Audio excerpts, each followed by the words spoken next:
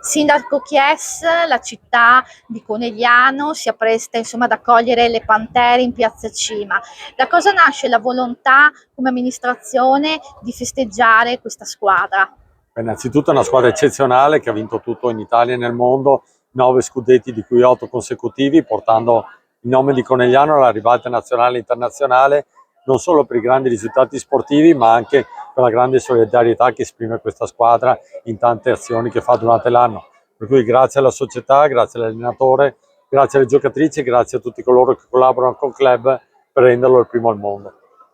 C'è un augurio che si sente di fare insomma alle Pantere anche in vista della stagione che arriverà il prossimo anno? Ma di continuare ad essere un esempio per tutti nel mondo dello sport, ma anche nel mondo, come ho detto prima, delle solidarietà, delle quali sono regine, per cui complimenti alle Pantere per tutto quello che hanno fatto, non solo come risultati sportivi, ma anche proprio come esempio.